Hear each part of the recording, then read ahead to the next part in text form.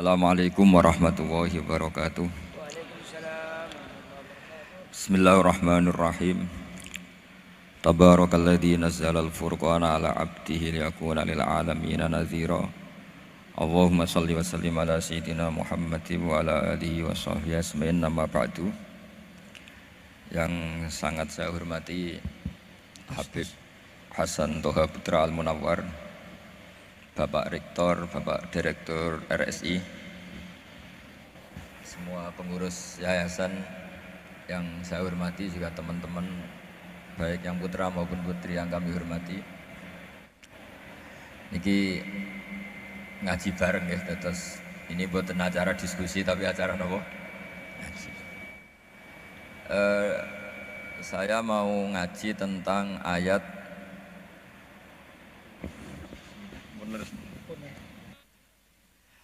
Qul bifadlillahi wa birahmatih fabidzalika falyafrahu. Ajarkan Muhammad atau katakan Muhammad pada umatmu, sebaiknya atau seharusnya mereka hanya gembira dengan melihat fadlnya Allah dan rahmatnya Allah. Ini harus kita pahami mulai dari konstruksi yang paling pokok, yaitu akidah. Dua ahwal itu satu perilaku sosial. Tiga mutammimat, sesuatu yang tidak pokok tapi kita butuhkan dalam mengawal hidup ini. Saya beri contoh, orang itu sampai maksiat itu karena cari kesenangan. Misalnya baru penat itu, ingin seneng, ada orang yang macam-macam lah, ingin melihat maksiat, apa itu pornografi, apa nyabu, apa macam-macam. Itu sebetulnya agama punya konsep yang luar biasa, yaitu seharusnya seseorang itu gembira dengan ketaatan. Lalu pertanyaannya, caranya gembira gimana? Gembira itu mudah. Jadi misalnya kamu sujud sama Allah Subhanahu wa taala. Terus cara berpikir begini, ini sekaligus ijazah. Cara berpikir begini. Ya Allah, ini kata Sayyidina Ali, kafani izzan an akuna laka abdan wa kafani fakhron an takuna li robban. Ya Allah, betapa sialnya saya andaikan saya jadi budak dari makhluk yang sama. Misalnya sampean itu seorang kiai atau rektor atau doktor atau orang terpelajar, kemudian kamu jadi budak atau hamba dari makhluk yang setara, betapa hinanya saya. Maka kata Sayyidina Ali, ya Allah, saya ini cukup bahagia, cukup bangga karena jadi budak, jadi hamba dari zat yang super atau yang maha super. Gini kok Allah Subhanahu wa ta'ala. Sehingga ada kebahagiaan yang luar biasa karena menjadi hambanya Allah Subhanahu wa ta'ala. Setelah bangga dengan jadi hambanya Allah, maka kita akan malu. Malu misalnya, kok saya bahagia itu nunggu melihat pornografi, melihat maksiat. Itu terus menjadi malu. Kenapa saya bisa didikte oleh hal-hal seremeh itu? Ya, kita malu karena didikte oleh hal-hal yang seremeh itu. Karena kita didikte oleh nafsu. Jadi izzatun nafsi, satu harga diri seseorang itu harus dihidupkan untuk hanya tunduk kepada Allah Subhanahu wa ta'ala. Sehingga Nabi itu melatih satu logika tarkul ma'asi. Nabi itu dulu ketika ada seorang pemuda yang, ya karena mungkin pemuda ya, dia itu mau masuk Islam, tapi uniknya kata pemuda tadi, saya masuk Islam tapi asal dibolehkan bebas zina. Jadi ini agak sableng gitu. Jadi mau masuk Islam syaratnya dibolehkan apa? Zina atau free sex gitu. Karena orangnya agak hiper. Itu Nabi tidak langsung mengancam dengan neraka, enggak. Ketika mau pamit gitu semua sahabat melarang. Mah itu jangan, kamu jangan suan Nabi, itu permintaan yang enggak masuk akal. Setelah lama ditahan terjadi kegaduhan di masjid, Nabi dengar itu ada apa itu? Itu ada pemuda yang mau masuk Islam tapi yasta'dzinuhu fi zina, tapi mereka minta izin Nabi untuk tetap boleh zina. Kata Nabi, pemuda itu suruh masuk, suruh menghadap saya. Ketika menghadap Nabi, saya ulang lagi, ketika menghadap Nabi, Nabi mengajarinya itu luar biasa. Nabi tidak langsung mengancam dengan neraka atau dengan azab, itu enggak. Tapi kata Nabi, atuhibbuhu li ummik. Kamu suka kalau ibu kamu itu jadi demenannya orang banyak. Oh enggak ya Nabi, yang demen ibu saya tak bacok kan. Karena ini ya agak preman, di mana-mana orang nakal agak preman. Terus atuhibbuhu li bintik. Kamu suka kalau putri kamu ya digitukan orang-orang. Oh ya enggak Nabi, yang gitukan putri saya tak bacok. Atuhibbuhu li kholatik. Kamu suka kalau bule kamu digitukan. Atuhibbuhu li ammatik. Kamu suka kalau saudara bapak kamu digitukan. Nabi itu mengeset ya. Cara sekarang itu otak mungkin. Nabi itu meluruskan otaknya anak muda itu betapa buruknya zina. Cara bahasa Arab ditakbih. Betapa buruknya zina. Kamu suka kalau korbannya ibu kamu, putri kamu, bude kamu, bule kamu. Sehingga orang itu matur ya hasbuka ya Rasulullah, ini sudah cukup. Saya tidak pernah melihat sesuatu seburuk zina. Jadi fa'alqallahu fi qalbihi bughdaz zina. Kemudian Allah meletakkan di hatinya, menanamkan benci zina. Sehingga akhirnya pemuda tadi menjadi iffah, menjadi menghindari zina. Artinya begini ya, ini mungkin yang lolos dari para kita sebagai dai, kita tidak belajar banyak tarbiyahnya Rasulullah Shallallahu Alaihi Wasallam. Jadi kalau kita benci maksiat itu jangan hanya ditahdzir, ditakutkan neraka, itu enggak. Jangan hanya itu, tapi di logika. Ini Pak, Oh, sama iya. kurang dekat. Oh, iya. Sama kurang dekat. Jadi kalau kita menghindari maksiat itu selain karena takut azab, itu ada logika, ada rangkaian pikiran yang menjadikan kita anti satu perbuatan apa maksiat. Jadi misalnya gini ya, kira-kira ginilah kalau contoh gampang itu. Ada orang gitu ya, nyanyi dengan pakaian yang mungkin pornografi gitu. Mungkin pemuda-pemuda ingin melihat itu, tapi bisa diobati gini. Kok enak dekne mergawe kok tak bayari, aku kehilangan duit. Meskipun dengan logika yang agak serampangan, yang penting menjadi kita ini punya harga diri untuk tidak tergantung hal-hal seperti itu. Sehingga Nabi itu cara menggambarkan tadi mulai atuhibbuhu li ummik. Kamu suka kalau ibu kamu jadi demenannya orang lain. Pemuda tadi bilang yang demen ibu saya mau saya bunuh. Ditambah lagi atuhibbuhu li bintik. Bagaimana kalau korbannya putri kamu, bule kamu, bude kamu. Sehingga terus si pemuda tadi betapa buruknya zina, betapa murahnya zina. Akhirnya pemuda tadi alqawwa fi qalbi bughdaz zina. Terus kemudian pemuda tadi itu sangat membenci dengan apa? Perzinahan. Nah, pikiran-pikiran seperti ini harus kita tanamkan. Harus kita tanamkan supaya orang itu benci melakukan maksiat. Karena satu memang takut sukhtuwah, takut dibendu Allah atau dibenci Allah. Dua, memang logika kita mengarahkan tidak maksiat. Nah ini yang terkait Unisula yang nangani kedokteran, nangani medis. Sesuatu yang dilarang Allah itu pasti madharat. Maka untuk melarang seseorang bergantung sama narkoba misalnya atau hal-hal yang bahaya pada fisik, itu satu tentu bagi ahlullah, tentu karena takut Allah. Tapi banyak masyarakat yang memang benar-benar bisa meninggalkan narkoba karena efek buruknya narkoba, efek buruknya apa? Ganja. Itu kita tanamkan sedemikian rupa bahwa itu mengakibatkan sakau, mengakibatkan tidak sadarkan diri, mengakibatkan kebangkrutan ekonomi, macam-macam. Sehingga mereka benar-benar benci sama yang namanya narkoba.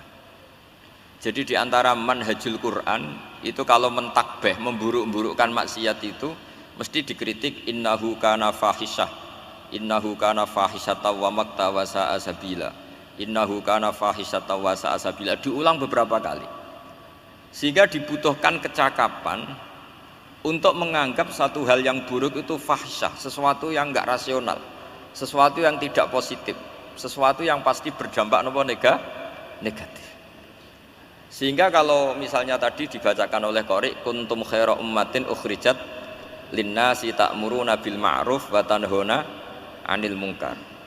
Untuk berhenti dari kemungkaran itu satu takbihun litilkal munkar atau litilkal munkarat, bahwa munkarat itu kita cap, kita stigmasi bahwa itu buruk sekali. Seperti Nabi mengajarkan pemuda tadi, masa kamu suka ibu kamu digitukin lelaki lain, putri kamu, bulik kamu, bude kamu, sehingga orang ini pikirannya termindset betapa buruknya zina. Sama seperti kita sukses memindset betapa buruknya narkoba, betapa buruknya bahan-bahan terlarang. Begitu juga seterusnya, terus pengkhianat dan sebagainya. Tapi problem manusia adalah dia itu akan mencari kebahagiaan atau kesenangan sesaat. Maka caranya gimana? Keinginan senang lewat maksiat ini dilawan dengan nyaman dengan taat. Saya ulang lagi, nyaman dengan taat. Sehingga ulama dulu punya kalimatul munajat, artinya kalimat hubungan pribadi sama Allah yang menjadikan orang itu nyaman. Dan ini yang diajarkan kitab-kitab tasawuf. Kitab tasawuf itu sukses mengajarkan melihat alam raya ini semuanya nyaman, termasuk yang mengecewakan. Itu dianggap nyaman. Saya berkali-kali mengajarkan ilmu ini karena ini musalsal ila Rasulillah SAW. Itu pernah suatu saat Imam Ahmad itu dipanggil sama tetangganya, anak muda. Tentu Imam Ahmad ini orang yang sangat soleh, sangat waroi, sangat tunduk sama perintahnya Allah dan Rasul. Pemuda tadi manggil, ya Ahmad, datang ke rumah saya. Imam Ahmad datang. Setelah sampai ke pemuda tadi, sudah pulang lagi, saya tidak butuh kamu. Pulang lagi. Setelah sampai rumah dipanggil lagi, ya Ahmad, datang lagi. Datang lagi. Oh, saya tidak jadi butuh, pulang lagi. Sampai 3 kali. Dan itu perangai ekspresi Imam Ahmad itu atau ulama lain yang sesoleh beliau itu nyaman, indah. Beliau tetap senyum-senyum, nyaman itu. Beliau tidak tersinggung, tidak terprovokasi, pokoknya tidak tersinggung, kelihatan nyaman. Lama-lama pemuda ini terus tanya, ya Ahmad, kamu saya perlakukan seperti ini kok tidak tersinggung? Kamu senyum-senyum saja, happy-happy saja. Jawabnya Imam Ahmad itu unik. Wahai pemuda, saya kamu panggil itu senang sekali. Karena kata Nabi, kalau kamu iman dengan Allah dan Rasul, maka hormatilah tetangga. Jadi saya senang. Karena nuruti perintah Allah untuk menghormati tetangga. Jadi tidak ada urusannya dengan kamu. Kagetnya kayak apa? Jadi dipanggil tetangga ya senang karena melakukan perintahnya Allah dan Rasul, yaitu ikramul jar, fal yukrim jarahu. Disuruh pulang, kamu ingin saya pulang, ya saya pulang. Disuruh datang, ya saya datang. Jadi saya tidak tersinggung, saya tidak ada urusan dengan kamu. Urusan saya dengan Allah Subhanahu wa Ta'ala. Itu kalau bapak-bapak istrinya ngomel terus sabar itu ya bagus. Saya tidak punya urusan. Kalau kamu terprovokasi oleh istri, berarti kamu didikte oleh makhluk. Masa seorang rektor didikte makhluk? Kan tidak keren. Apalagi seorang Habib didikte makhluk, kan enggak keren. Yang bisa mendikte kita hanya Allah Subhanahu wa Ta'ala. Dan Allah mendikte kita, mengajarkan kita wa ashiruhunna bil ma'ruf fa in karihtumuhunna fa asa an takrahu syai'a wa yaj'alallahu fi khairan katsira. Jadi cara melihat istri kita bawel gitu atau cerewet, alhamdulillah ini ada pahala tanpa modal, cukup sabar. Kalau istri kamu sedang mesra malah mintanya ke mall, malah biayanya tinggi. Murah mana dapat pahala dimarahin sama saat mesra minta ke mall? Milih yang pertama kan? Nah ya itu tidak usah modal itu. Ya gitu aja. Jadi kalau istri sedang marah bawel, anggap saja ini rezeki. Dapat pahala tanpa apa? Biaya. Nah, kalau pas rukun malah nantang ke mall, biayanya malah tinggi. Jadi ulama dulu itu melihat dunia itu happy. Pernah Imam Syafi'i dikasih tahu, orang yang tadi nyium tangan kamu ya, itu di rumah menghujat Anda. Jadi dia sopan hanya di depan Anda, kalau di luar menghujat Anda. Jawabnya Imam Syafi'i lucu, ya baguslah. Yang cerita ini kaget, kenapa bagus ya Aba Abdillah? Kalau manggil Imam Syafi'i ya Aba Abdillah. Ya berarti saya masih wibawa, di depan saya tidak berani katanya. Jadi dipandang enteng saja. Jadi kalau kamu di depan kamu istri kamu tidak berani belanja, tidak ada kamu belanja banyak, anggap saja Anda wibawa. Jadi enteng saja. Pernah Imam Syafi'i dikasih tahu, separuh dari kampung Anda itu gak suka kamu. Ya bagus lah, kenapa? Oh nak rukun malah bakal utang katanya gitu. Kira-kira yang utang tuh yang rukun apa yang neng-nengan? Yang rukun. Jadi enteng saja. Masyhur itu makalahnya Imam Syafi'i.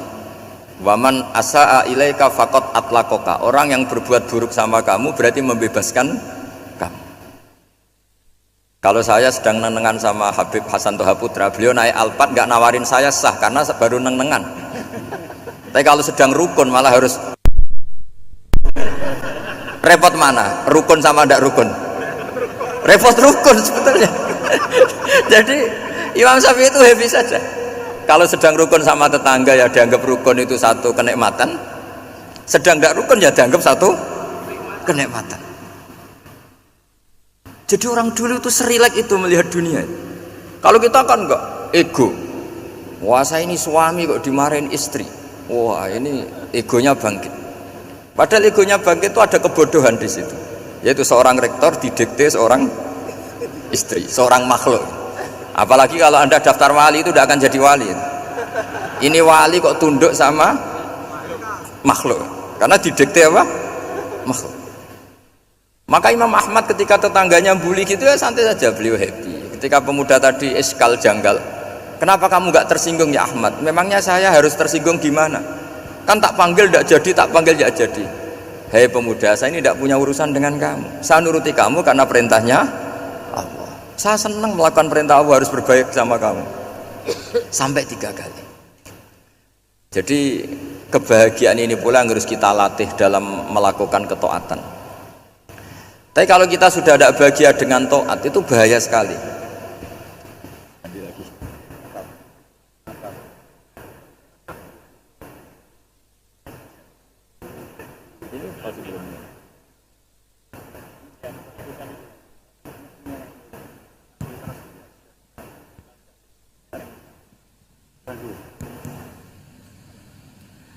Harus begini bang prosedurnya. Didikte makhluk itu. Gimana? Didikte panitia. Oh yang mana? Baik bagus ini tas. Anut saja.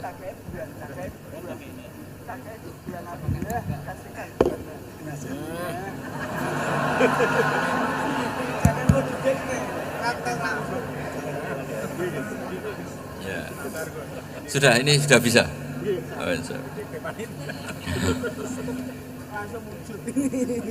sudah, ini sudah benar. Untungnya kiainya latihan jadi wali, jadi gak tersinggung. Kalau ndak ini sudah masalah ini. Paling ndak kan baru ngajarkan gitu, masa ada bisa meraktekkan gitu. Jadi pura-pura soleh. Tapi memang obsesi saya terbesar atau cita-cita saya terbesar memang setiap ngaji saya ingin orang mukmin semuanya itu bahagia. Dengan bahagia itu mereka tidak neko-neko ingin mencari kebahagiaan lewat jalur apa maksiat. Sehingga dalam konstitusi ulama yang ditulis di kitab-kitab usul fikih, dan itu kitab yang saya kaji, selalu saya kaji, itu membela-bela sesuatu yang mubah itu sampai luar biasa. Karena melihat mubah itu, misalnya Anda tidur itu berstatus mubah, Anda bermain catur berstatus mubah, Anda rileks sama teman jagungan semalam dengan teman rektor atau dosen atau yayasan, itu melihatnya bukan mubah tapi tarkul maksiyah. Misalnya saya semalaman asik musamarah itu jagungan malam sama Habib Toha Al-Munawwar. Itu awang hitungnya bukan, wah ini jagungan ngalor ngidul tidak penting tuh, enggak. Malam itu bahak tidak ke dugem, tidak ke tempat maksiat. Sehingga ada ulama yang mengatakan mubah itu enggak ada.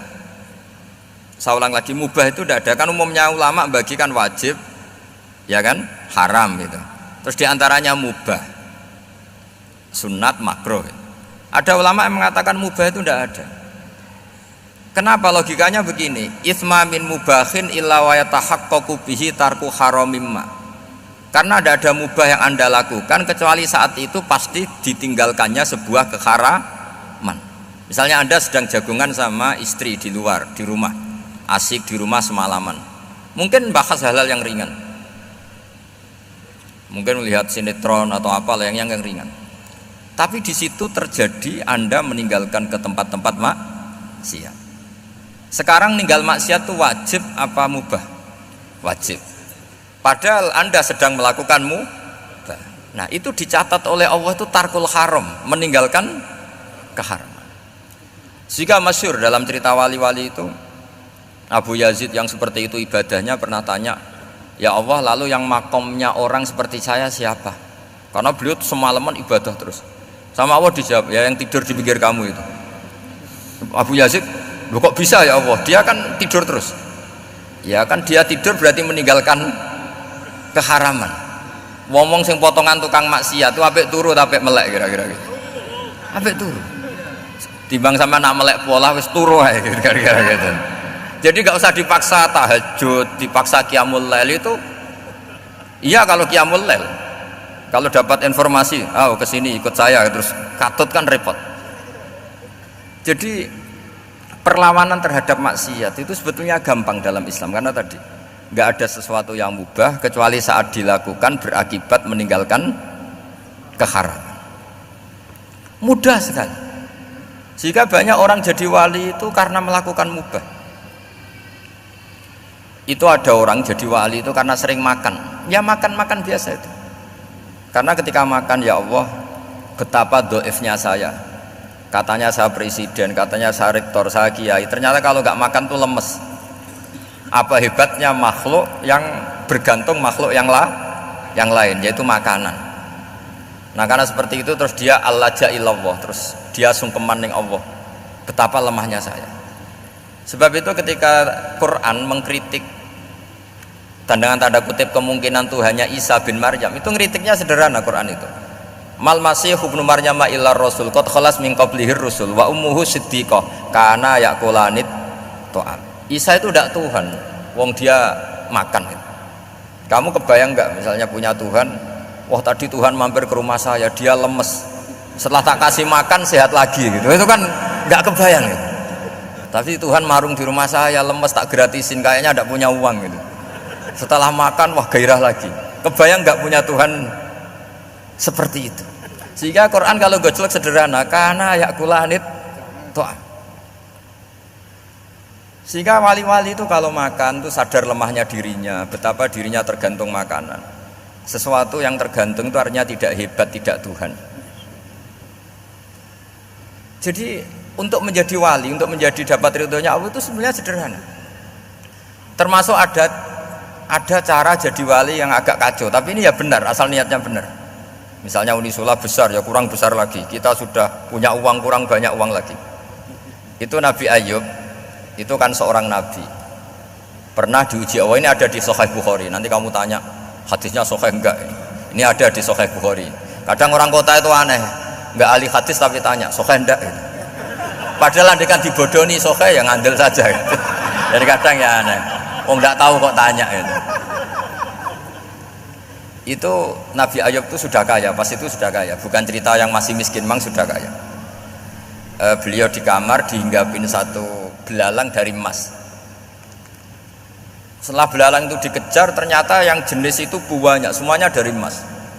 Ngambil sana sini, ini yang kesak ini dipenuhin, saku ini dipenuhin, sampai banyak. Terus sama Allah digojlok, kamu itu nabi saya, kenapa kamu mengumpulkan harta sebanyak itu? Kamu itu nabi saya kok rakus itu? Jawabannya Nabi Ayub unik. Ya Allah, siapa yang bisa kenyang dari rahmatmu? Ya, jadi kalau kamu punya uang 1 miliar, kok ingin 1 miliar 100, ingin 1 miliar 200, itu cara ngitung bukan uang. Ya Allah, siapa yang bisa kenyang dari rahmatmu? Karena rahmat Allah tidak terbatas. Sudah Gusti, tenang saja. Meskipun saya gini, rahmat Anda tidak akan habis. Sehingga waroi ada ilmunya, tomak juga ada ilmunya, termasuk ragus itu juga ada ilmunya.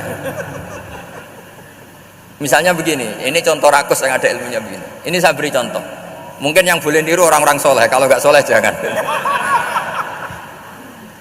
Imam Syafi'i ini cerita nyata. Imam Syafi'i itu dulu ketika ngaji masih muda itu nggak suka sama guru yang kaya. Kebetulan dia punya guru miskin terus. Namanya Sufyan As-Tsauri, itu miskinnya Masya Allah. Sufyan bin Uyainah juga miskin.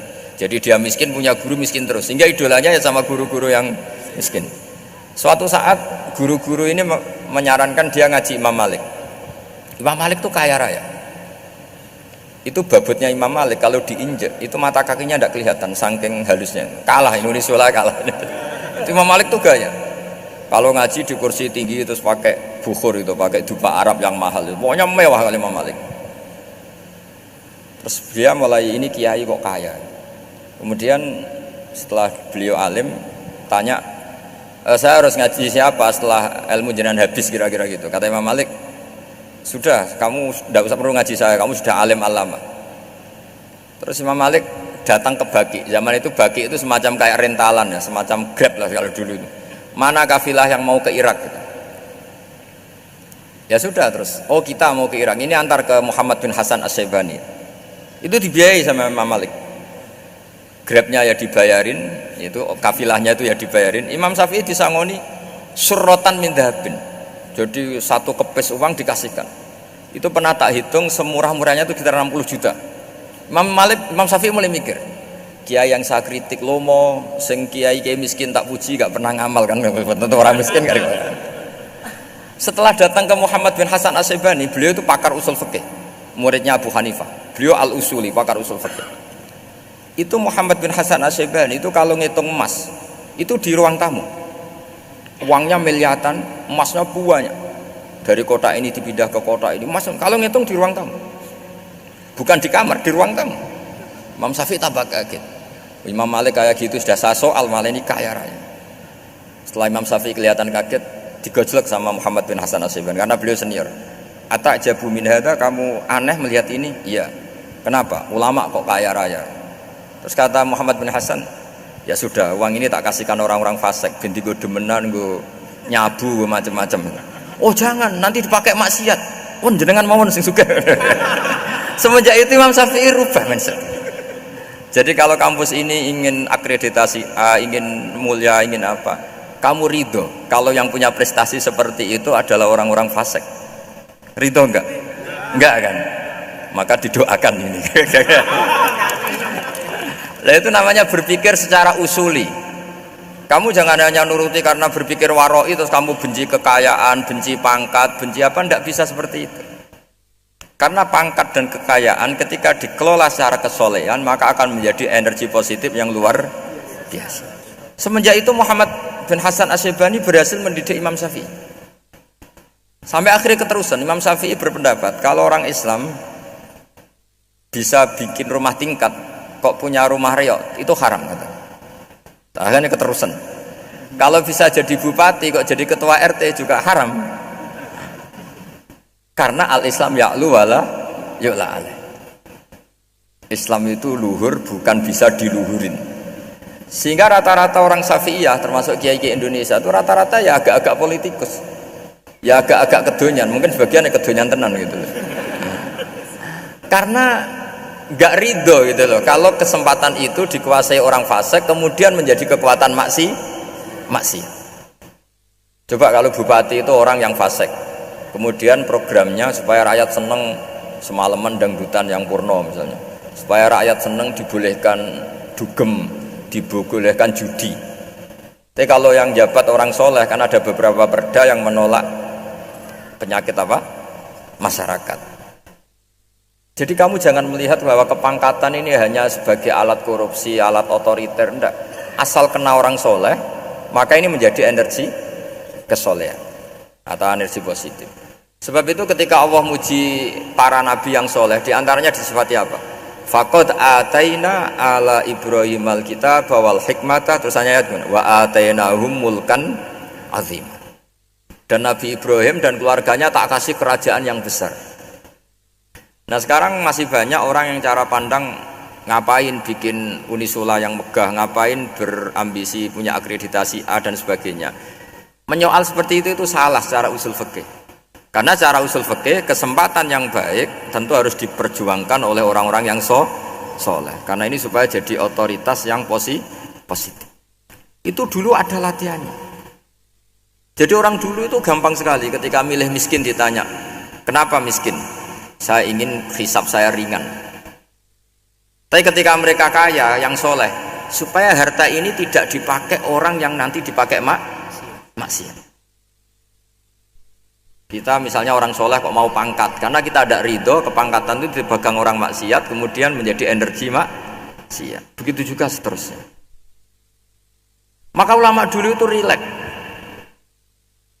Sampai Syekh Nawawi Al-Bantani itu nanti bisa dicek di tafsir Qul hal yastawil ladzina ya'lamuna wal ladzina la ya'lamun. Beliau muji-muji ulama. Kemudian ada seorang yang agak hasud mungkin. Tanya begini. Hebatnya ulama itu begini-begini. Terus ditanya, tapi kenapa kita sering melihat ulama ngantri proposal di rumahnya bupati katanya. Sementara bupati nggak pernah datang ke ulama ngaji ihya. Jawabannya Syekh Nawawi itu unik. Ya karena ulama itu tahu gunanya uang, sehingga nyari uang untuk pondok, untuk masjid. Sementara bupatinya tidak tahu gunanya ilmu, maka tidak pernah ngaji. Jadi ya ringan saja oleh. Jadi ya sudah seperti itu. Jadi kalau ada ulama kedonyan, anggap saja karena tahu gunanya uang. Jadi kenapa ulama ngantri di kabupaten, bukan bupati ngantri di ulama? Jawabannya karena ulama tahu gunanya uang, sementara bupatinya nggak tahu gunanya ilmu. Ya kira-kira gitulah. Ada ustadz tidak ganteng, kesensem rondo cantik, karena tahu gunanya ustadz itu. Artinya tahu gunanya kalau saya nikah nanti punya anak jadi gus, karena kan dia kiai gitu. Tapi rondone raro gunanya dia karena miskin gitu. Jadi ulama dulu itu rileks, menafsirkan apa saja itu rileks, termasuk saat terpojok itu rileks. Karena semuanya dianalisis pakai ilmu. Sehingga ciri utama wali itu apa? Ala inna awliya Allahi la khaufun alaihim walahum yahzanun. Enggak ada rasa takut, enggak ada rasa gampang. Karena melihat sesuatu itu gampang saja. Saya ulang lagi, melihat sesuatu itu gampang saja, ringan. Saya beri contoh ya betapa pentingnya mindset ya, cara berpikir. Orang itu menjadi kikir itu karena nganggap hidup itu lama dan uang itu penting. Kalau zaman Nabi itu sederhana kalau melihat hidup. Pernah suatu saat Nabi itu punya jatah makan, karena Nabi itu hidupnya juga pas-pasan. Jadi Nabi itu unik. Beliau di satu sisi kaya raya, bisa ngurmat Abu Hurairah, Ammar, Suhaib. Ashabu Sufa itu dirawat Nabi semua. Itu kan kaya, bisa ngerawat sekian orang. Tapi di sisi yang lain untuk pribadinya beliau miskin. Kadang nggak bisa makan hari itu. Tapi di saat yang sama bisa merawat ahlus Sufa. Jadi keliru kalau orang hanya cerita Nabi itu miskin, untuk makan dirinya aja susah. Itu keliru. Kelirunya kalau tidak diteruskan, tapi Nabi mampu menghidupi ahli Sufa. Singkat cerita, jatah makannya Nabi itu dikasihkan orang. Ketika Nabi ditanya, ya Aisyah, makanan jatah saya di mana? Oh ya Rasulullah, tadi ada orang minta tak kasihkan, maka makanan itu habis. Apa kata Nabi? Kamu salah Aisyah. Yang kamu kasihkan itu justru yang masih. Ya yang kamu kasihkan itu justru yang masih. Sehingga Nabi menganggap, makanya Nabi terus ngendikan. Ya kalau mukhatabnya lelaki ya kira-kira begini. Wahal laka min malika illa ma akalta fa'afnaita walabista fa'ablaita. Terus hanya wa tasaddaqta fa'abqaita kata Nabi. Harta kamu ya kamu makan kemudian ke WC jadi kotoran, atau punya pakaian mewah nanti rusak. Wa tasaddaqta fa'abqaita. Ada yang kamu sedekahkan, yaitu yang abadi sampai akhir. Sehingga banyak pengusaha yang mencintai saya setelah tak ajari hadis itu, misalnya punya uang 1 miliar karena dia spekulan atau pedagang rawan bangkrut, disedekahkan ke masjid 50 juta, yaitu yang abadi. Jadi kalau suatu saat bangkrut, dia masih punya uang 50 juta di akhirat. Jadi Nabi itu mengajari sedekah itu apa? Ya sedekah itu pengabadian uang. Kalau kita kan enggak, bilang sedekah itu nguras uang. Itu pikirannya setan, dan pikirannya orang Islam. Itu cara berpikir setan, bukan cara berpikir umat apa? Sehingga Sayyid Ali Zainal Abidin itu kalau ada orang minta, kemudian beliau ngasih, itu beliau bilang gini, marhaban biman hamala zadi ilal akhirah. Matur nuwun nggih jenengan sing beto sangu kula nate. Jadi dianggap teller saja. Orang yang minta uang beliau itu dianggap tukang nyatet bank ini. Karena sudah ditabungkan, ya sudah. Kalau kita kan enggak, wah pengemis tuh ganggu gini-gini. Kecuali pengemis profesi ya mungkin kita agak-agak enak. Pada zaman akhir itu ada pengemis apa? Profesi, jadi repot teman. Terus tak beri contoh lagi kebahagiaan ketika kita milih Islam moderat. Islam kita diajarkan guru-guru kita, utamanya oleh guru kita Mbah Maimun. Saya juga sering ketemu beberapa ulama dunia, termasuk Habib Umar. Saya juga ikut sowan ke sini pas beliau sama Habib ini Hasan Toha Putra di sini sama orang-orang moderat itu cara berpikir juga luar biasa indah. Beliau pernah cerita ya beberapa ulama lah, banyak yang cerita itu. Saya pernah diceritani seorang alim ketika ada orang ekstremis itu mau ngebom di tempat maksiat. Kebetulan yang maksiat itu kebanyakan ya orang Islam. Karena di negara yang mayoritas Islam. Ditanya sama Syekh Sa'rawi. Syekh Sa'rawi itu mufassir top di mana? Mesir. Ini mau tak habisin karena mereka orang Islam kok maksiat terus. Terus ditanya sama Imam Sa'rawi, laumatu ala khini ma'asihim aina masiruhum. Kalau mereka mati dalam keadaan maksiat, mereka kemana? Ya ilanar, mereka pasti masuk neraka. Terus ditanya sama Imam Sa'rawi, wahal masiruhum ilanar muradun nabi amlah. Punya umat maksiat kemudian mati masuk neraka, itu yang diinginkan Nabi apa enggak? Ya tidak aja. Ya sudah, enggak usah dibom, ditunggu tobatnya kata. Karena kalau mati dalam keadaan itu ke neraka dan itu tidak yang diinginkan Rasulullah Shallallahu Alaihi Wasallam. Terus ekstremis ini menjadi tobat, tidak berpikir ekstremis Mas. Jadi orang itu harus berpikir mindset yang baik. Meskipun kadang berpikir baik itu ya agak-agak kacau. Ada seorang wali majdub itu kalau berdoa agak kacau, tapi nggak bisa dibantah.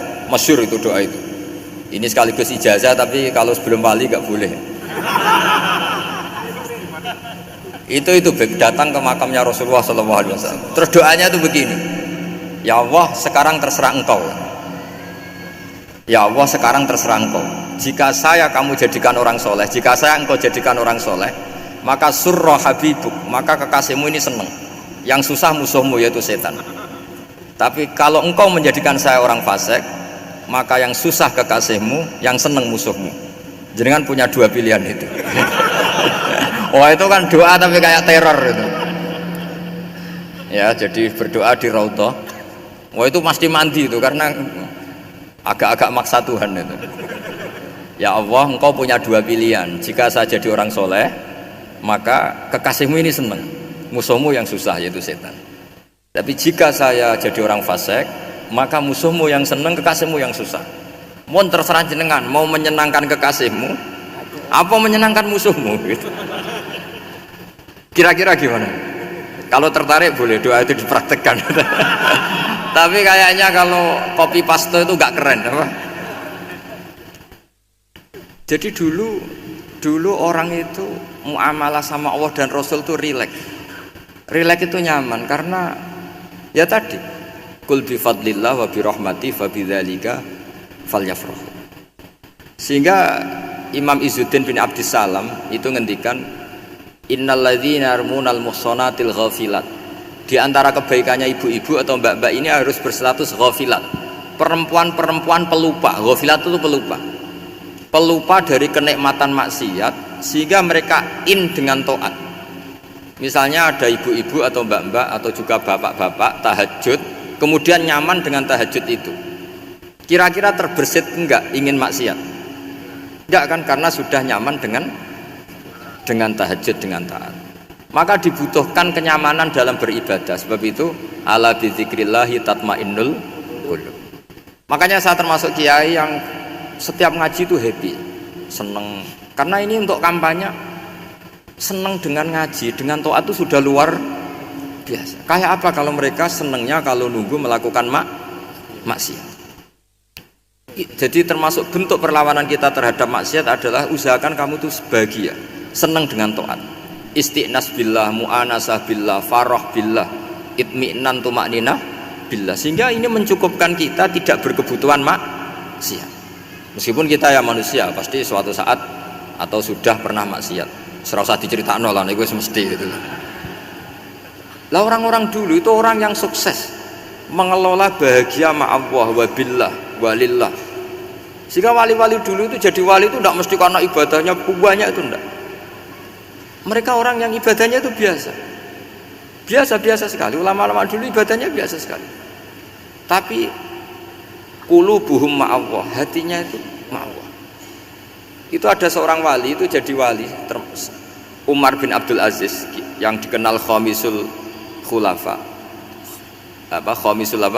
Khulafa. Di luar khulafa Rasyidin 4, di antara yang soleh adalah siapa? Umar bin Abdul Aziz. Itu ketika mau meninggal, itu senangnya bukan main. Itu semuanya nangis, beliau senang. Terus tanya, kenapa kamu senang? Memangnya saya kalau mati itu kemana aja? Ila khairi madhubin ilah, ke zat terbaik. Timbang urip mbek kowe bolet atau mbek arhamur rahimin gitu. Yaitu Allah Subhanahu wa taala. Jalaluddin Ar-Rumi ketika mau meninggal itu muridnya nangis semua, beliau marah. Kamu harusnya pesta karena saya mau ketemu kekasih saya, malah kamu tangisi. Goblok sekali kamu, katanya. Jadi orang-orang dulu itu luar biasa. Karena tadi mereka tidak ingin ketemu Allah itu dianggap problem. Harus sesuatu yang membahagiakan. Makanya wali-wali itu kalau berdoa begini, wa khairu ayyami yauman alqa fih, dan jadikan hari terbaikku adalah hari ketika saya ketemu engkau ya Allah. Pernah dengar doa itu? Wa khairu ayyami yauman alqa fih, dan hari terbaikku adalah hari saat ketemu engkau. Nah, kan enggak, sampai mati ku wedi. Saya tidak tahu wedi dosa apa wedi Israel apa wedi malaikat siapa? Malik. Mungkar nakir. Sebenarnya tidak perlu seperti itu. Karena cara pandang Nabi itu ini bisa dipraktekkan. Kalau kamu orang baik, mati artinya apa? Ya baik. Karena husnul khotimah. Kalau kamu orang yang buruk, itu kata Nabi, anggap saja mati itu akhir dari keburukan kamu. Nak kowe urip terus malah maksiat terus. Maka Nabi itu kalau ngajari kita berdoa gini, Allahumma ij'alil hayata ziyadatan li fi kulli khairin wal mauta rohatan li min kulli syarrin. Ya Allah, kalau saya hidup ya anggap saja ziyadah fi kulli khairin, berpotensi nambahi kebaikan. Kalau saya mati anggap saja ini akhir dari segala keburukan. Maka saya berkali-kali guyon. Makanya tradisi ulama-ulama NU, ulama-ulama pesantren, ya ada hanya NU, pokoknya ulama-ulama alim. Itu kalau ada orang mati, orang nakal gitu mati, ini saya gitu, itu hadirin mesti gak terima. Wapi enang di wong wakal. Tapi dipaksa sama kiainya, saya gitu. Lama-lama dipaksa. Saya gitu. Padahal ning atine kiai wis ra iso maksiat meneh, wis saya gitu. Karena dengan mati berarti saya sudah tidak bisa maksiat lagi. Jadi Nabi melihat hidup dan mati itu segampang itu. Kalau al hayata ziyadatan li fi kulli khairin wal mauta rohatan li min kulli syarr. Coba kita ke depan itu kan ada potensi zina, potensi korupsi, potensi maksiat. Yang bisa menghentikan potensi itu apa coba? Mati ya, udah pinter ya. Sudah maju berarti. Berani mati. Berani. Tapi jangan di sini ngel-ngelo panitia. Artinya yang selama ini kita risau dengan kematian, dengan apa? Nabi ngajari kita tadi. Allahumma ij'alil hayata ziyadatan li fi kulli khairin wal mauta rohatan li min kulli syarr. Ya Allah, jadikan hidup ini sebagai bekal menambah kebaikan, dan suatu saat kalau saya mati, semoga itu akhir dari segala keburukan. Jadi artinya Nabi itu ngajari kita itu positif terus. Sama seperti ulamanya tadi. Nak lagi rukun mbek tonggo ya sanggep ae kanca keapian. Nak nenengan ben ra utang ngoten. Dadi pokoke penak terus gitu lho. Nak bojo lagi ngamuk alhamdulillah gak ngajak blonjo. Nak pas rukun ya alhamdulillah kok lagi rukun. Jadi gampang semua. Makanya ada seorang alim itu ngendikan begini, ada yang tanya, saya tuh dulu ketika kaya teman saya sering main ke saya, setelah saya miskin gak ada teman-teman yang ke saya. Dikira si Habib ini kebetulan orangnya Habib itu mendukung keluhan dia, ternyata enggak. Si orang alim itu bilang gini, malah bagus toh gitu. Kowe wis melarat buruhe wong. Ya sudah kamu miskin buruhnya orang lain. Misalnya tukang manol di pasar atau tukang becak. Kemudian teman-teman kamu datang, malah kamu malu tuh jadi tontonan. Bagus kalau mereka lupa pas kamu miskin tidak ada yang lihat kata.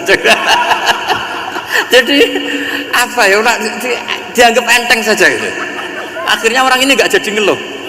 Selama ini kan kita ngeluh ya ketika miskin teman-teman nggak datang gitu. Coba kalau mereka datang pas kamu buruh bikin botol di orang lain gitu. Mantan bos buruh, malu nggak? Milih datang kepada? Nggak lah, sudah bener itu. Jadi ulama dulu itu makanya sering baca biar tahu solusi hidup. Jadi ulama dulu itu gampang sekali melihat kehidupan itu, gampang sekali, indah, gampang. Sekarang tuh enggak. Orang itu cara berpikir nuruti nafsu, itu yang bahaya. Makanya Quran kritik ara'aita man ittakhadha ilahahu hawa. Orang yang cara berpikir itu nuruti hawa nafsu. Kalau zaman Nabi, zaman sahabat, zaman ulama itu enggak seperti itu. Sehingga cara berpikir itu mudah. Makanya kata Nabi absyiru ya ma'sarul muslimin, kata. Kamu harus senang ya ma'sarul muslimin. Allah sekarang buka pintu langit yang sebelumnya enggak pernah dibuka. Dan Allah yubahi bikum malaikatah, dan Allah membanggakan kamu kepada para malaikatnya. Kenapa? Umatnya Muhammad, umatnya Rasulullah Muhammad SAW itu kalau sampean kepengen mati setiap saat itu baik, itu resepnya gampang kata Nabi. Addu faridotan wantadzoru ukhra. Jadi Allah memberitahu, ya Muhammad, umatmu ini luar biasa. Jadi misalnya tadi kita sholat subuh, ditanya, Bahak kamu sekarang ngapain? Nunggu sholat duhur ya. Setelah sholat duhur ditanya lagi, nunggu apa? Asar. Sehingga faman kanat hijratuhu ila Allah wa rasulih fa hijratuhu ila Allah. Jadi kalau ya sudah ini tak ijazahkan, kalau setelah sholat subuh nunggu apa? Duhur. Setelah duhur nunggu. Sehingga ketika kita mati itu statusnya penunggu sholat. Tapi kamu kan enggak miskin, kenapa? Penunggu kaya. Ya itu enggak masuk surga itu. Penunggu kemapanan. Berarti kan menunggu sesuatu yang seleranya nafsu. Beda kalau penunggu sholat, berarti kamu di dunia menunggu ritual ibadah. Maka diantara ijazahnya Nabi apa? Addu faridotan wantadzoru ukhra, melakukan satu fardu, kemudian kita menunggu tugas berikutnya. Jadi niati saja setelah subuh nunggu apa? Duhur. Setelah duhur, meskipun kita di perapatan, apa? Nunggu asar. Tapi ya asar betul, jangan nunggu tok pas asar ndak. Jadi sebetulnya umat ini gampang sekali.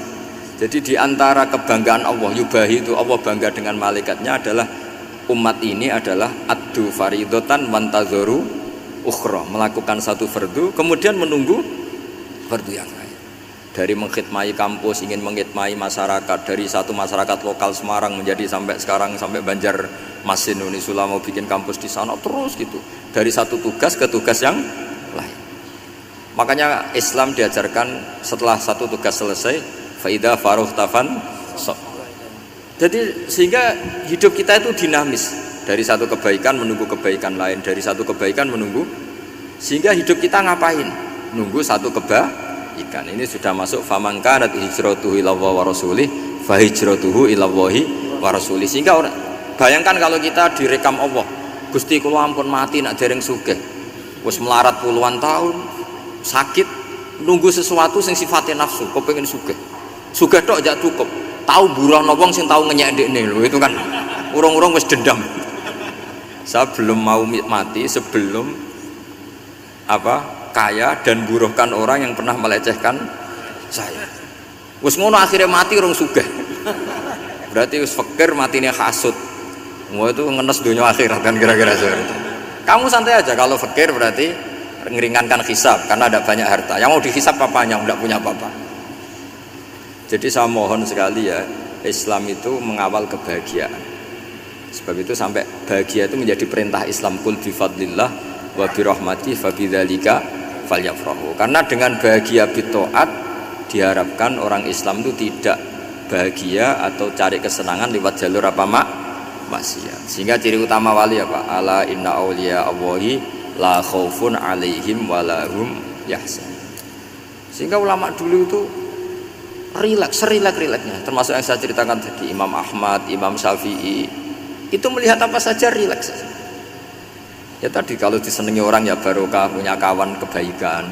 Nak dineng ya barokah dineng di gedingi tonggo rada utang, ranjuk tulung itu. Jadi rileks saja. Masyhur itu Imam Syafi'i ngendikan, waman asaa ilaika faqad atlaqaka. Orang yang berbuat buruk sama kamu, hakikatnya adalah membebaskan kamu. Atlaqo itu apa? Membebaskan. Enak gak jadi hidup gitu? Kalau kamu kan enggak, kok gedeng aku salahku apa? Malah kamu ujub tuh, orang kok enggak tahu salahnya. Kamu jadi suami, istrinya ngomel, kurang apa saya sebagai suami? Ya kurang banyak, enggak ganteng, enggak kaya, enggak ini. Malah kalau diterangkan malah parah toh. Ya sudah, rileks saja. Kalau dia ngomel ya tadi, alhamdulillah dapat pahala tanpa apa? Biaya. Terus ngomel kan butuh energi, paling yang tidak kuat 3 jam. Nanti juga berhenti apa? Sendiri. Terus ambil nilai positifnya, misalnya ngomel sama suaminya, bagus lah. Kalau ngomel sama tetangga malah kayak apa gitu aja udah. Jadi ulama dulu itu gampang sekali melihat hidup. Rasulullah ya gitu, melihat hidup tuh gampang saja. Ketika tanya, ya Aisyah apa ada sarapan? Tidak ada ya Rasulullah, ya sudah saya tak puasa. Jadi enteng saja. Kadang-kadang beliau ingin puasa, ya puasa sunat, ada sarapan nggak jadi puasa. Rileks. Nabi itu rileks. Kalau ngajari kebaikan juga rileks. Nah sekarang itu banyak orang yang karena mungkin kurang baca, Islam itu kayak menjadi aturan yang bengis, yang repot, yang mengekang. Itu tidak seperti itu. Yuridu wa bikumul yusra wala yuridu bikumul usra. Allah menghendaki agama ini mudah. Sehingga ada sahabat di Imami Mu'ad itu baca Baqarah. Sahabat ini pekerja petani, mufarokoh ditinggal. Ketika Mu'ad lapor, ya Rasulullah ini ada orang munafik, tengah-tengah sholat mufarokoh saya ditinggal. Yang disalahin itu tidak yang ninggal tapi Mu'ad. Afattanun anta ya Mu'ad, kami itu tukang fitnah, masa ngimami petani pakai surat Baqarah. Jadi yang disalahkan ini imamnya. Kalau kamu jadi imam, sholatnya ya yang cepat. Makanya terus banyak orang kecepetan karena tadi. Jadi Nabi itu enteng sekali. Jadi apa ya, Nabi itu beda dengan yang kita bayangkan, beda. Nabi pernah ngaji di masjid, kemudian ada tetangga lewat pakai cangkul ke kebun. Semua sahabat gerutu, ini orang tidak benar, ada Nabi ngaji ditinggal saja ke kebun, tidak ikut ngaji. Jawabannya Nabi, tidak, itu bagus, itu ikut sunnah saya. Kenapa ya Rasulullah? Dia kerjanya nyari halal, dan untuk menghidupi keluarganya itu juga ajaran saya. Sehingga yang ngaji ya ajarannya Nabi, yang nggak ngaji karena kerja mencukupi keluarga juga ajarannya Nabi. Segampang itu. Oh, kalau kayaknya kamu kan, wes gak roh akhlak kan gitu. Nabi rileks saja nggak gini. Sampai bisa lihat itu di Ikhya, di bab Fadhailul Kasbi. Makanya ini penting sekali supaya orang itu berpikir Islam atau mendakwahkan Islam itu berdasar sanad ya yang muttasil yang pernah dilakukan Rasulullah Shallallahu Alaihi Wasallam. Semoga barokah. Assalamualaikum warahmatullahi wabarakatuh. Waalaikumsalam warahmatullahi wabarakatuh. Insyaallah. Halo. Terima kasih kami sampaikan atas pencerahan yang disampaikan oleh Gus Baha. Alhamdulillah ini masih ada waktu yang sangat panjang sehingga kita akan buka sesi tanya jawab.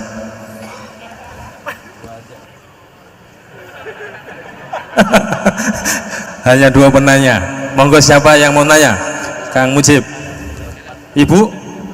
Ibu 1. Ya, monggo. 2 saja. Monggo.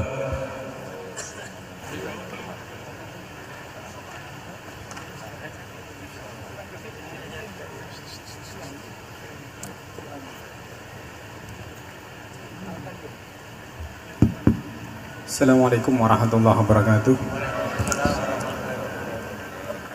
Allahumma arinal haqqa haqqa warzuqna tiba'ah wa arinal batila batila warzuqna tinabah. Gus, di era sekarang ini terlalu banyak kiai.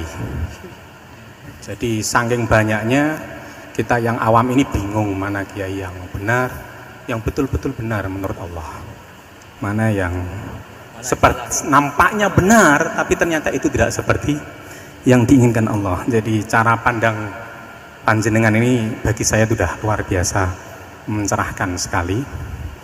Jadi karena itu kami mohon, ini kebetulan ada ketua yayasan, juga ada Pak Rektor, ada baiknya kampus ini mulai mendekatkan tradisi keilmuan santri dan akademik, ngaji yang fundamental begini.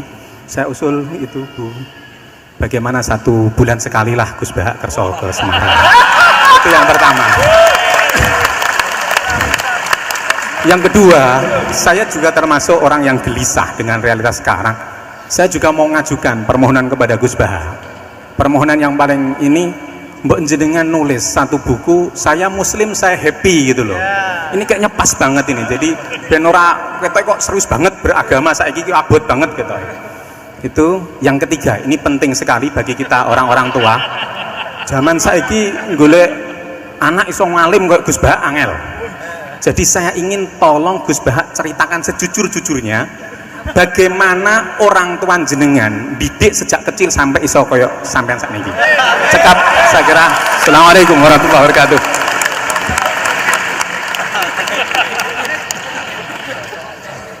Yang kedua, monggo. Mohon dibantu mic.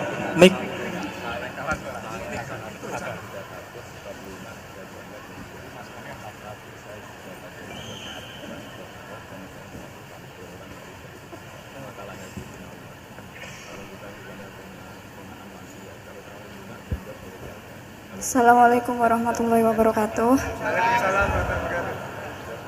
Gus Bahak, kula badhe tangklet. Jangan kayak ini ya.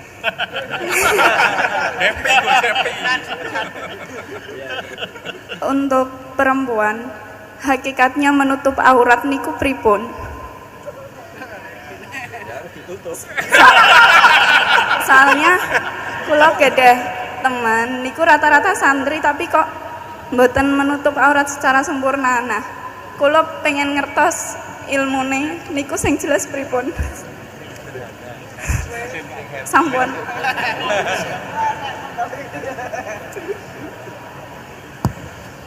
Ini sudah normal ya, pakai ini aja. Ini jawab yang Mbak dulu yang gampang gitu.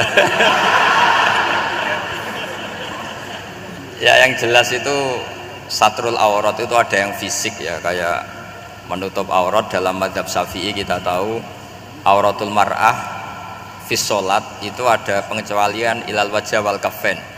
Tapi kalau kharijah sholat adalah jami'u badaniha dalam mazhab Syafi'i. Tapi dalam sebagian ulama mengatakan ilal wajah wal kafen tetap termasuk istisna di luar sholat. Itu dari segi fisik ya atau zahir. Tapi sebetulnya juga harus dilakukan satrul aurat secara maknawi, menutup sesuatu yang buruk. Artinya kan gini ya, aurat itu kan sesuatu yang buruk kalau kelihatan ya. Sehingga misalnya kasus di beberapa negara mungkin fisiknya sudah benar ditutupin tapi mungkin tetap maksiat. Tapi ada yang gugat, yang penting nggak maksiat meskipun buka aurat, ya keliru, buka aurat sendiri sudah maksiat, itu malah aneh lagi ya. Tapi yang jelas filosofi hijab atau satrul aurat itu usahakan yang zahir maupun yang apa? Batin. Karena Indonesia itu memang agak unik. Saya sering ketemu peneliti dari beberapa negara, meneliti Indonesia itu paling pusing. Kadang ada orang yang auratnya biasa datang ke masjid, itu kan bingungkan malaikat, mau ditulis dosa itu ke masjid, mau ditulis toat itu buka aurat. Nggak tahu hitung-hitungannya gimana nanti. Tapi memang ya sudah seperti itu. Yang jelas standar aurat ya kita tutupin sesuai standar mazhab Syafi'i maupun mengikuti yang tidak apa Syafi'i. Tapi filosofinya juga harus kita ikutin. Jadi dua-duanya harus kita ikutin sebagai perintah, bukan sebagai syarat. Itu beda loh, perintah sama syarat itu. Sebagai perintah, bukan sebagai syarat. Kalau sebagai syarat itu begini, syaratnya orang Islam tuh harus nutupi aurat begini-begini. Nanti kalau yang nggak gitu dianggap tidak Islam, itu menjadi ekstrim. Tapi kalau sifatnya perintah, ya perintah saja. Yang enggak melakukan paling banter dianggap fasikoh atau tidak solihah, tapi tidak sampai menjadi keluar dari Islam. Ya jadi gitu ya. Jadi karena apa ya? Ya sudah seperti itu. Obsesi kita tentu ingin kesolehan. Ingin kesolehan sebagai perintah. Saya ulang lagi. Jangan biasakan kalau ada aturan itu sebagai syarat. Misalnya gini, kowe nak ora alim ra anakku, itu bahaya. Mosok ora alim terus ora anakku. Karena rata-rata orang itu udah alim gitu. Nanti terputus dari bapaknya semua. Tapi hanya sifatnya perintah. Perintahnya seorang bapak ke kita supaya alim. Makanya ulama mengatakan perintahnya Allah. Perintah itu lebih rileks daripada disebut syarat. Karena syarat sekali nggak memenuhi menjadi ndak. Makanya Sayyid Muhammad kalau ngarang kitab sering wajibat itu lebih ringan ketimbang apa? Syarat. Jadi beda kalau dalam filosofi ilmu itu. Jadi gampang perintah. Tentu yang nggak melakukan perintah itu ya kurang baik, tapi tidak sampai keluar dari apa? Islam. Karena perilaku kesolehan itu perintah, bukan syarat. Sehingga Nabi nanti ngendikan beberapa yang masyhur itu kan, syafaati li ahlil kabair min ummati. Meskipun umatnya yang nggak benar ya tetap diaku sebagai umat. Jadi beda perintahnya Nabi sih, semuanya kalau bisa soleh, harus bisa soleh. Tapi tetap ini sifatnya perintah, bukan syarat. Nggak bisa kamu mengatakan syaratnya orang Islam itu dalam beraurat begini, syaratnya soleh nggak pernah maksiat. Memangnya Nabi nggak pernah maksiat? Ya saya kira demikian ya, cukup ya. Lah kalau ini resikonya dia seneng saya, makanya bagus dia tidak seneng saya, jadi enggak. Jadi ini kalau seneng saya malah ngatur-ngatur gini. Ya. Terus soal ngaji di sini tiap bulan itu jelas tidak satu rutin, karena kalau sampean sopan di mana-mana ngaji itu datang ke kiainya.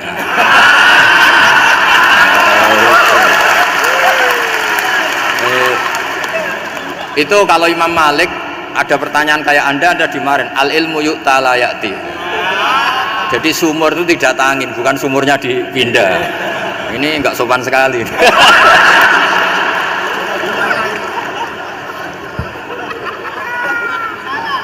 Terus menyangkut orang tua, kenapa saya alim, itu juga enggak boleh dijawab.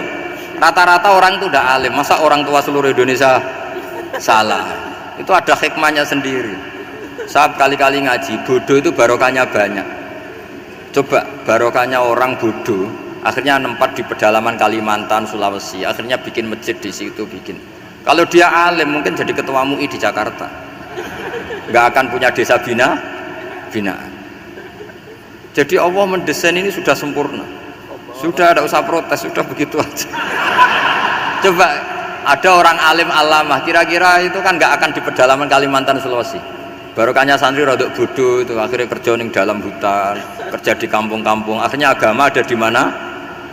Kalau pinter semua di Unisula semua jadi rektor nanti. Jadi Allah mendesain ini sudah baik, tidak usah dipaksakan sesuai versi kamu, nggak usah.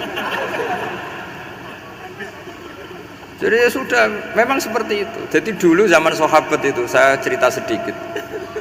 Nabi itu kalau muji Madinah itu sundul langit, kalau muji Mekah ya sundul langit. Tapi Sayyidina Ali keluar ke Kufah. Sayyidina Ali itu akhirnya pindah ke Kufah, ke Najaf. Karena pikirannya Sayyidina Ali, Mekah Madinah hanya baik secara bukah, secara tanah. Tapi di antara kebaikan Nabi adalah nasrul Islam. Akhirnya Sayyidina Ali milih ke Kufah. Andai kan sahabat tidak milih keluar dari Mekah Madinah sebagiannya, pasti Islam tidak menyebar. Karena semuanya tersentralisasi di Mekah dan Madinah. Tapi ada saja sahabat yang tetap nyaman di Mekah Madinah karena sholat di sana sebagaimana 1000 sholat. Ya sudah seperti itu, dilihat gampang saja. Akhirnya yang di Mekah Madinah ya tidak ngeritik yang keluar juga gak ngeritik yang di Mekah Madinah. Jadi yang alim tidak ngeritik yang bodoh apalagi jangan ngeritik yang alim. Yang jelas orang bodoh ngatur orang alim itu dosa itu yang. Ya, saya kira demikian. Assalamualaikum warahmatullahi wabarakatuh.